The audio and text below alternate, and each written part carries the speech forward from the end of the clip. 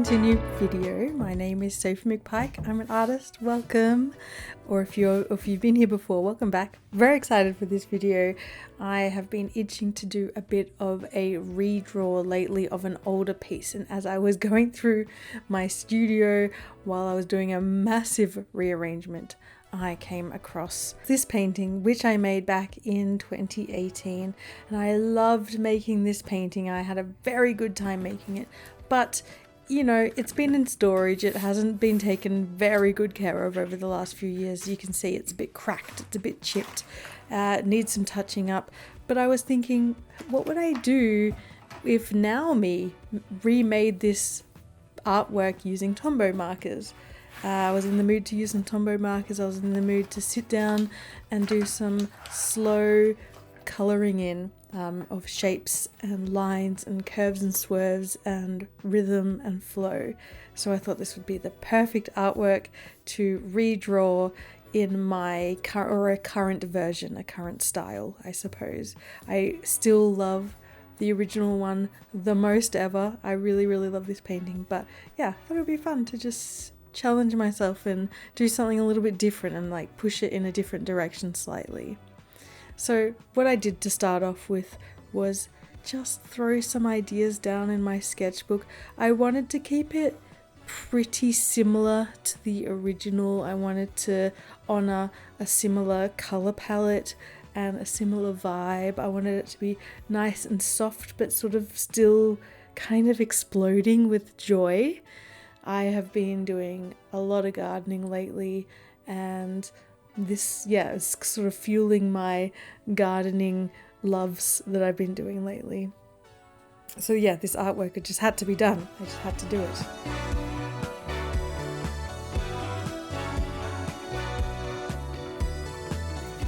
I wanted to use my Tombow markers because, I love them. I'm obsessed with them. I can't stop using them. They're really fun. I love to layer with them, and I love to just build palettes and build shapes and build interesting colors using my Tombow markers. They're great for layering. They're beautiful for layering. So yeah, when I'm making my artworks with Tombow markers, I layer a lot, whether it's the same color on itself or different colors to create different shades or shadows or whatever using the Tombow markers. They're great. They're amazing. If you want to learn how to use them, just watch me doing this. You'll be able to figure out how I do things. Anyway. So I had this very vague sketch in my sketchbook that I thought I'd kind of go with. I created a bit of a color palette. I went through my pile of Tombow markers and I pulled out a bunch that sort of had a similar vibe to the original painting. And I used some watercolor paper from Etchalab. This is a beautiful watercolor paper, and I wanted something that I could use that would hold all the inkiness that Tombow markers have. I know it's not the correct paper for Tombow markers, but it doesn't matter, I don't care. They kind of act like paint sometimes, so I felt like it was kind of, it would work for me anyway. I didn't want to have any bleedy stuff. So watercolor paper, perfect for me, for this project exactly. So yeah, I did a very vague sketch using a grey lead pencil, very vague, you could barely see it, very basic shapes in there, and then I erased back some of the harder lines that I had drawn. I want to be able to draw over it and not have to just keep erasing and everything. I love to also just go with the flow. I don't always go into things with a very clear plan. So yeah, I just wanted to give myself space to bounce around and make slow decisions as I go, as I trundle through this artwork. As soon as I set my Tombow markers onto this piece of paper, I was like, yes, this is going to be good. This is going to be great. Tombow markers are very inky, and this paper is very thirsty, so there were a couple of Tombows that I have used to death that I struggled to get much ink out of because I just got drunk up by the paper really quickly, but you know, I managed. There was a couple of times I had to dip the tip of the Tombow marker in a tiny little bit of water just to re-juicify the tip of it. But no, I really enjoyed using the Tombows on watercolor paper actually.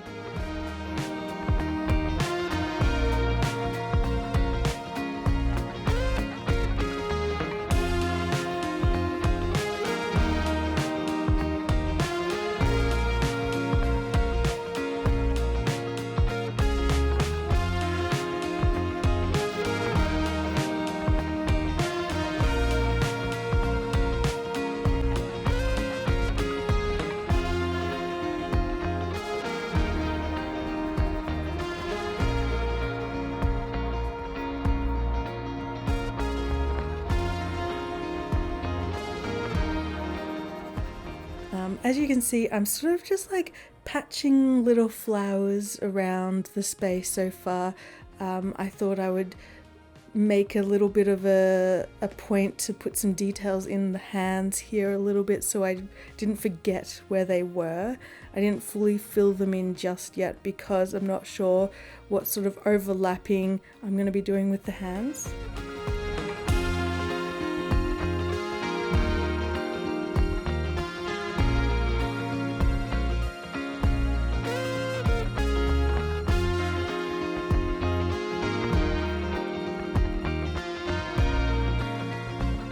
Also, this artwork is actually going to be this month's Patreon rewards. This month you get a double-sided mini print with the finished artwork on the front, and on the back you get a version of the original artwork plus some sketches and stuff that I had done towards this artwork collaged on the back of the mini print, plus a beautiful vinyl sticker that I am very excited for, a nice big juicy colourful one. It's going to look so good in the middle of my brand new sketchbook. I can just see it now. So yeah, you can sign up to my Patreon, the Orange Bird tier, anytime during this month, during May 2025, to get these little goodies folded up all nicely in a little envelope with a little kiss and a pat on the bum goodbye, and they will arrive in your letterbox in a matter of weeks. Very excited. Thank you so much in advance if you do decide to snag up this little reward. I think it's going to be really, really good. Yeah, I love sending post out every single month to all my beautiful patrons.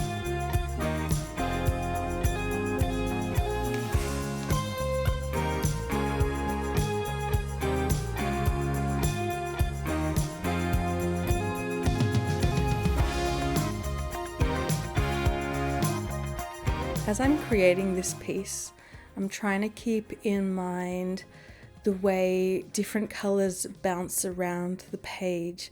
I wanted to make sure there was a nice even spread of colors, and then there would be a opposite color, a complementary color. For example, this bluish purple color that you see here now. I wanted to make sure I had that in a couple little spots, not all clustered together, but just sort of evenly flowed throughout the artwork. So I'm really, as I'm working, keeping in mind and kind of keeping track of all these different clusters of colors and how they interact and what stories they tell next to each other, how they make my eyes feel. And yeah, it was definitely very just figure it out as I go. I don't know what I'm doing until I start doing a thing.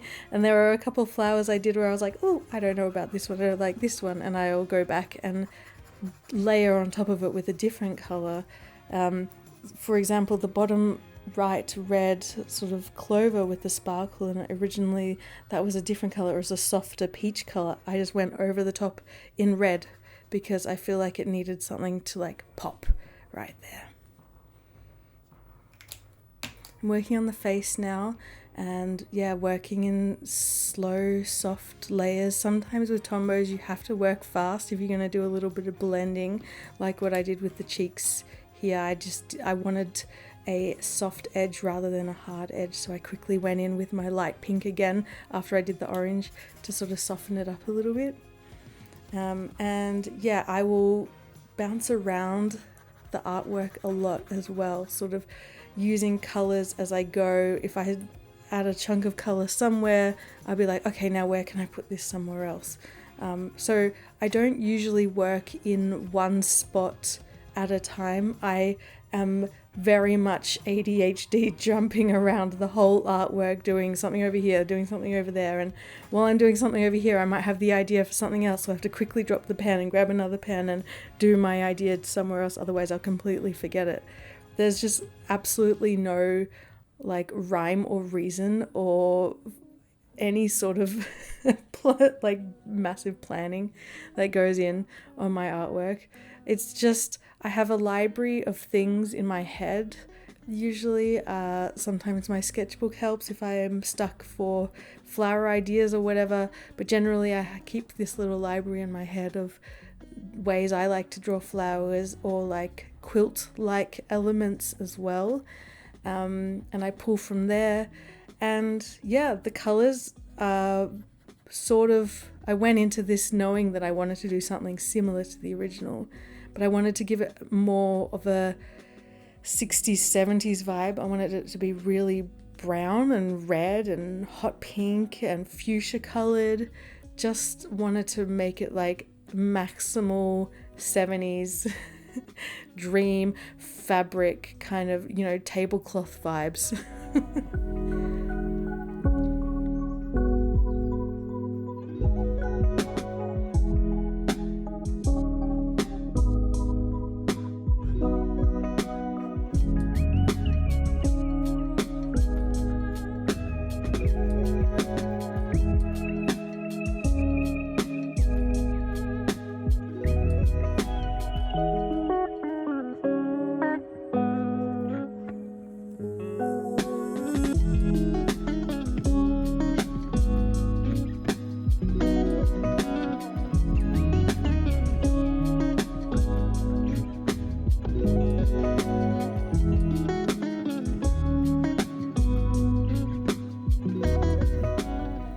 And I loved adding in little quilted elements, which I've been doing so much over the years. And I thought, you know, it's something that I've been doing so much. Why not bring this into a redraw as well? This patchwork quilt element.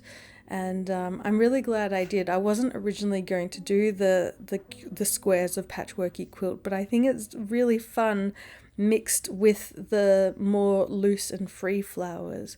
Like I'm glad that I didn't do everything in a grid form, in a patchwork quilt form. I love that there are some small patchworks, there are some that are in circles, there are some that are in big squares, and then there were just loose flowers as well flying around. I think that was a really fun choice because it kept me excited as well as I was making the artwork. I was like, oh, there's, you know, I need some squares over here. Oh, I need some rounds over here. Oh, I need some organic shapes over here. Yeah, it really kept me going and really kept me excited about the artwork. I do go through different motions when I'm creating these little illustrations as well. Sometimes I'll start strong and I'm like, yes, this is working, and then something comes up and I'm like, oh no, what have I done? I don't want to do it anymore. I'm not liking it. You know, the classic awkward phase where it's just looking weird. You know, it's the time when you don't want people to walk in and go, what are you doing? It's very, yeah, anyway. I really struggle with my awkward phase, that's for sure. But yeah, I don't know. I've sort of learned over the years that if you push through that awkward phase, more often than not, you get to a place that's actually really lovely and really interesting, and getting to use my brain and figure out like, how does Sophie make this look better? It's fun to figure it out, how to make it look better, how to make things work, how to make strange decisions that I made ages ago that weren't thought through, how to make them work now, or how to change them and adapt them, and that sort of thing. I really, really, really enjoy doing that sort of stuff. The classic happy accidents thing, which I talk about a lot in almost all my videos. I love a happy accident. That's why I love pre-blobbing my pages a lot and just getting really scribbly. It's funny I say that because this artwork is actually very careful. Like a lot of my edges are very clean and careful. A lot of thought went into where I'm going to place things as I go. At the same time, I didn't plan it. It's like the planning goes as I go. I mean, it helped having an existing artwork already to sort of bounce off of. But once I kind of started getting into the zone of this piece and figuring out the new style of it and how I was going to make it work, I really didn't reference the original artwork as much anymore as I got through the artwork. So yeah, it kind of just became its own thing.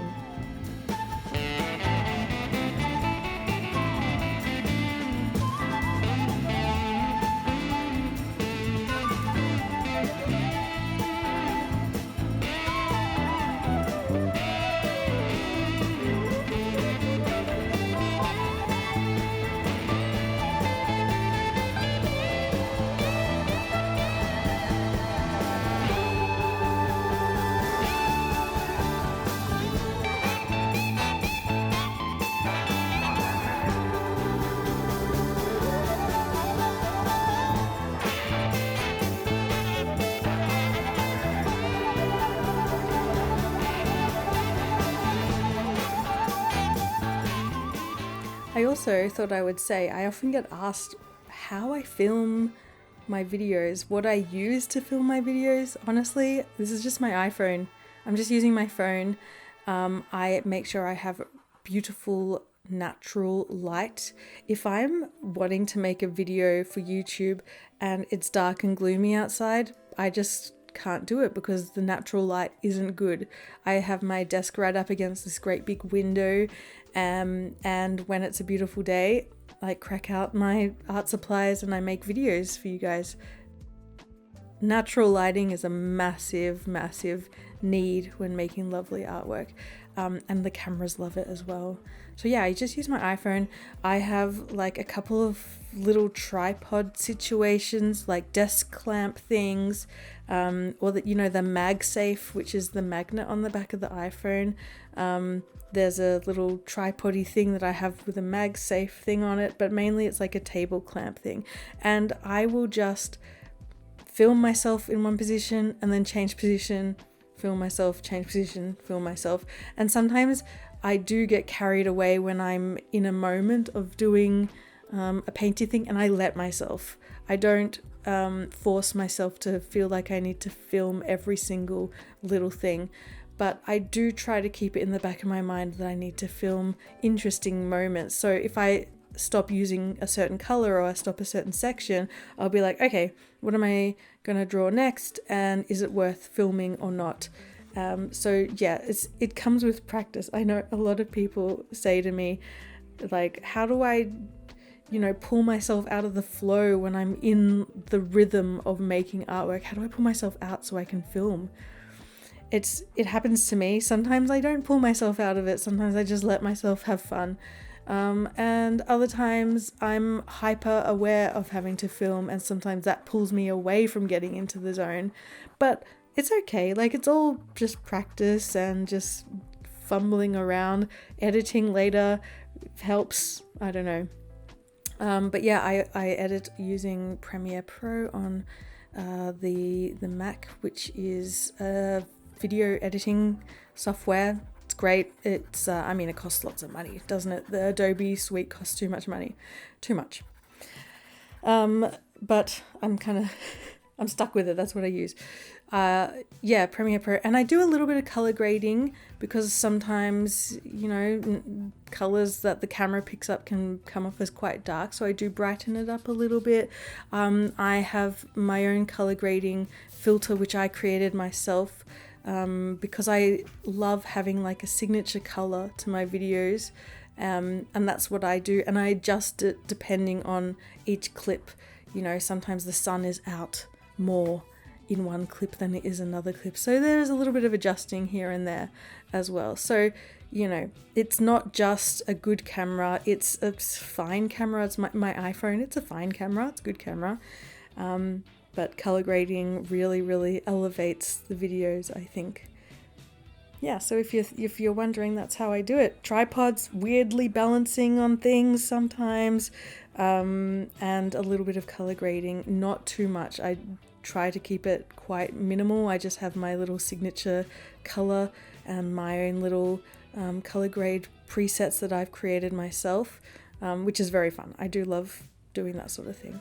But yeah, that's kind of how it gets filmed, and just lots of shots. I film for way longer than I need to film, and I chop it up.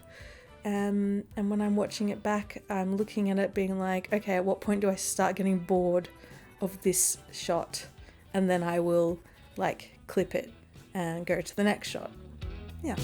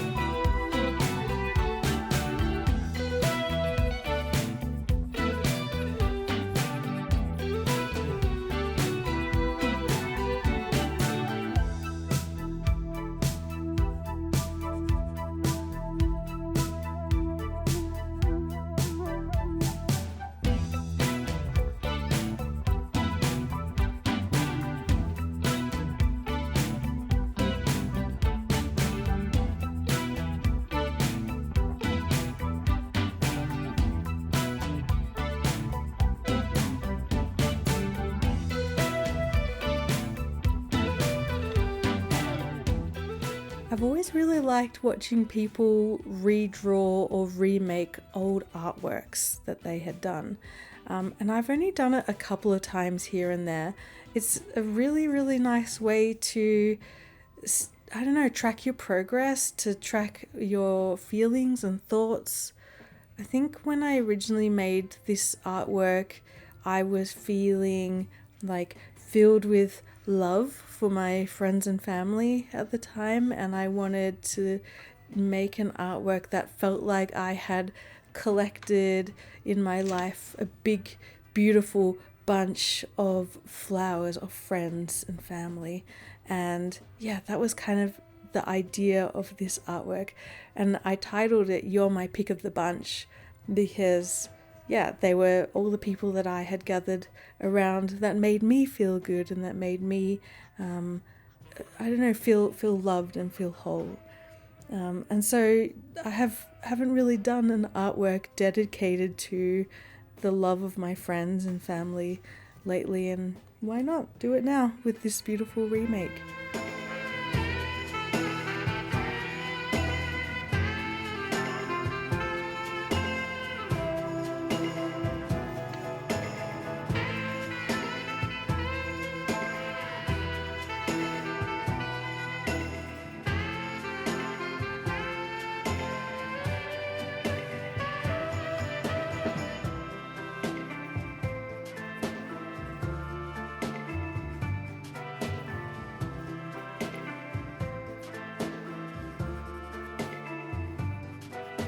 And this is the final artwork. This is You're My Pick of the Bunch. No, I'm going to call this You're Still My Pick of the Bunch.